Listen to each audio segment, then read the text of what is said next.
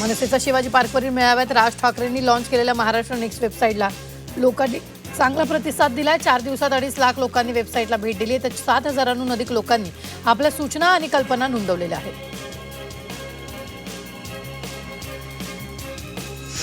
केंद्र सरकारनं pan card काढण्याच्या प्रक्रियेत काही बदल केलेत। 1 एप्रिलपासून नवीन नियम लागू करण्यात येणार आहेत। पॅन कार्डसाठी अर्ज करताना केवळ आधार कार्ड पुरेसं राहणार नसून अर्जदारांना ओळख आणि जन्माशी संबंधित अतिरिक्त कागदपत्र सोबत जोडावी लागणार आहेत।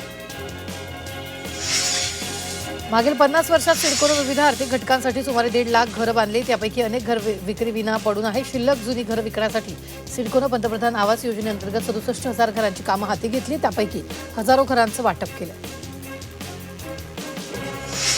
सोने चांदीच्या किमती घसरण झाली। सोन्याचा दर जीएसटीसह 1,39,100 रुपये, तर चांदीचे दर 2,16,300 रुपयांवर पोहोचले। अवघ्या 23 दिवसात 35,000 रुपयांची तर चांदीच्या दरात तब्बल 85,000 रुपयांची घसरण झाली आहे। मुंबई महापालिका क्षेत्रातील सफाई कामगारांसाठी आनंदाची बातमी। मुंबईतील सफाई कामगारांना हक्काची घरं मिळणार आहे। डॉ. बाबासाहेब आंबेडकर श्रम साफल्य आवास योजनेअंतर्गत महानगरपालिकेतील कामगारांना अखेर न्याय मिळाला।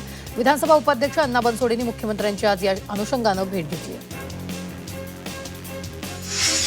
मुंबई महापालिकेच्या क्रीडा आणि ललित कला प्रतिष्ठान विश्वस्त मंडळाची बैठक पार पडली। मुंबई महापालिकेच्या महापौर ऋतू तावडेंच्या उपस्थितीत ही बैठक पार पडली।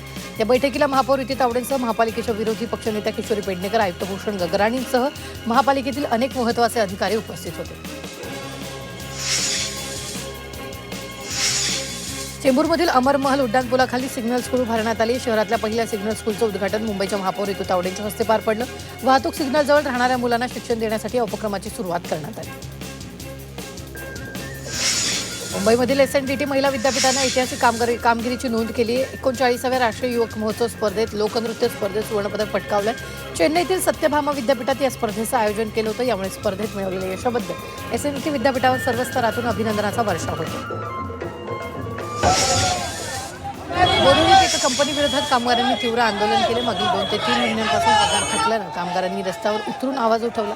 कामगारांना वेळेवर वेतन न मिळाल्यामुळे कामगारांना मोठ्या आर्थिक संकटाला सामोरं जावं लागलं। पगार थकल्यामुळे कामगारांच्या कुटुंबावर उपासमारीची वेळ आली। मुंबईचा राजा आर्ट फेस्टिवलच्या दुसऱ्या पर्वाचा यशस्वी समारोप दिमाखात पार पडला।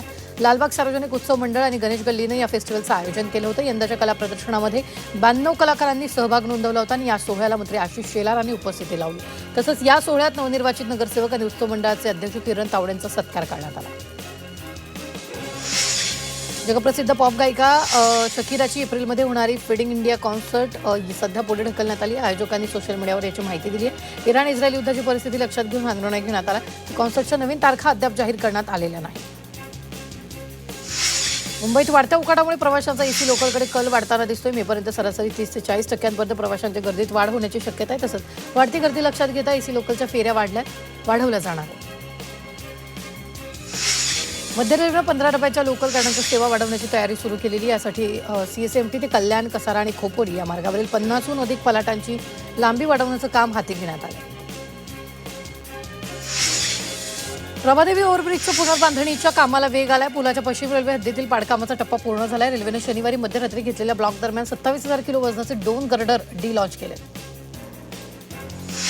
पश्चिम रेल्वेनं महसूल वाढवण्यासाठी महत्त्वाचा निर्णय घेतलाय। मुंबई विभागात जाहिरातीसाठी उपलब्ध अतिरिक्त जागांचा शोध घेण्यासाठी लवकरच सल्लागारांची नेमणूक केली जाणार आहे। या अंतर्गत स्थानकं, रेल्वे रुळालगतचा परिसर तसेच इतर रेल्वे मालमत्तांमध्ये नव्या जाहिरातीसाठी उपयुक्त जागांचा शोध घेतला जाईल। भायखळ्यातील अत्याधुनिक केबल स्टेज रोड ओव्हरब्रिजचं बांधकाम अंतिम टप्प्यात आहे। पावसाळा सुरू होण्यापूर्वी हे काम पूर्ण होणार असून हा पूल खुला होणार आहे। तर पुलावर वाहतूक सुरू झाल्यानंतर जुन्या पुलाची दुरुस्ती केली जाणार आहे। मुंबई शहर, ठाणे आणि पालघर परिसरात पुन्हा उष्णतेची लाट आली आहे। पुढील 2 दिवसात महानगर क्षेत्रात उष्णतेत वाढ होणार आहे। मुंबई, ठाण्यात उष्णतेची लाट धडकणार आहे। कमाल तापमानाचा पारा 38°च्या पातळीवर जाईल असा अंदाज हवामान खात्यानं वर्तवला। पुढील काही दिवसांसाठी भारतीय हवामान विभागाकडून पावसाचा इशारा देण्यात आला। राज्यात अवकाळी पावसाने ढग काही जाण्याचं नाव घेत नाहीत। राज्यातील हवामानात पावसाला पोषक वातावरण असल्यानं रविवार, मंगळवारी राज्यातील अनेक भागात पाऊस होण्याचा अंदाज आहे। आज राज्यातील काही भागात अवकाळी पाऊस हजेरी लावण्याची शक्यता आहे। रायगड, ठाणे, मुंबईमध्ये उष्णता वाढण्याची शक्यता आहे। त्यामुळे राज्यावर अवकाळी पावसाचं संकट कायम आहे। लिंबूच्या दरात मोठी वाढ झाली। लिंबू प्रतिनग 15 रुपये दरानं विकले जात आहेत। उन्हाळा वाढल्यामुळे लिंबूच्या मागणीत वाढ झाली। मात्र लिंबू महागल्यामुळे सरबताचे दर सुद्धा वाढण्याची चिन्ह आहेत।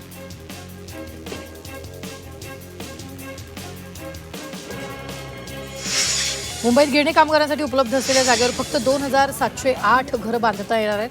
गिरणी कामगारांसाठी मुंबईत घर देऊ अशी राज्य शासनानं घोषणा केली होती। मात्र प्रत्यक्षात गिरणी कामगारांसाठी 2,000 घरं बांधता येणार असून त्यापैकी फक्त 161 घरांचं बांधकाम सध्या सुरू आहे।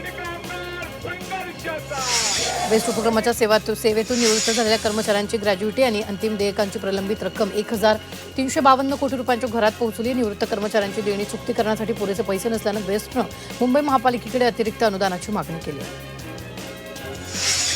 ठाणे महापालिकेनं कळवा येथील पाटबंधारे कार्यालयावर थेट कारवाई करत संबंधित विभागाच्या अभियंत्याचं कार्यालय सील केले। जलसंपदा विभागातील विविध कार्यालयातून लाखोंचा मालमत्ता कर थकबाकी असल्यानं ही कारवाई करण्यात आली। यामध्ये तब्बल एकूण 53 लाख रुपयांचं कर थकबाकी असल्यानं ही कारवाई महापालिकेनं केलेली आहे। कोट्यावधी भाविकांचं श्रद्धास्थान असलेल्या मुंबईत प्रभादेवी येथील प्रसिद्ध श्री सिद्धिविनायक गणपती मंदिरात चोरीचा प्रकार समोर आला। मंदिरातीलच एका कर्मचाऱ्यानं दानपेटीतून पैसे चोरल्याचं समोर आलं असून दादर पोलिसांनी या प्रकरणी कारवाई करत आरोपीला बेड्या ठोकल्या।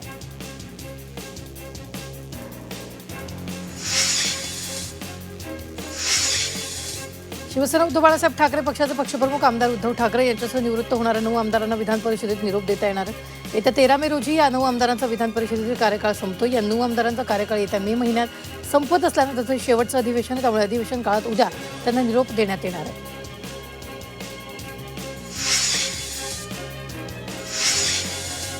पंतप्रधान नरेंद्र मोदी आणि इराणमध्ये सुरू असलेल्या युद्धाच्या पार्श्वभूमीवर तेल आणि गॅसच्या मुद्द्यावर लोकसभेत निवेदन दिले। यावेळी त्यांनी देशातील जनतेचे हित सुरक्षित राहील असा विश्वास दिला आणि सरकार सर्व आवश्यक प्रयत्न करत असल्याचं त्यांनी सांगितलं। इराणविरुद्ध अमेरिका इस्रायल युद्धामुळे जगभरात तेल आणि गॅसचा अभूतपूर्व तुटवडा निर्माण झाला आहे। हे युद्ध थांबण्याची शक्यता नसल्यानं परिस्थिती आणखी बिघडण्याची चिन्ह असून जगात पुन्हा कोविडसारखं लॉकडाऊन लागण्याचा धोका निर्माण झाला। या सगळ्या पार्श्वभूमीवर इंटरनॅशनल एनर्जी एजन्सीनं म्हणजेच IEAनं जगातील सर्व देशांना इंधन वापरात कपात करण्याचं आवाहन केलं। युद्धामुळे एअर इंडियानं गेल्या 3 आठवड्यात पश्चिम आशियातील सुमारे 2,500 उड्डाणं रद्द केली। सध्या पश्चिम आशियात एअर इंडिया नेहमीच्या वेळापत्रकाच्या केवळ 30% उड्डाणं करते। महिलांचं लैंगिक शोषण करणारा भोंदूबाबा अशोक खरात प्रकरणात तुम्ही कुठे काही जास्त प्रतिक्रिया देताना दिसत नाही। तुम्ही गोपीचंद पडळकर आणि महेश लांडगे या प्रकरणावर गप्प का असं विचारल्यानंतर नितेश राणे पत्रकारावर चांगलेच संतापले। अशोक खरात हा हिंदू धर्मातील सडका आंबा आहे। प्रत्येक धर्मात असे सडके आंबे असतात अशी प्रतिक्रिया नितेश राणेंनी यावेळी दिली।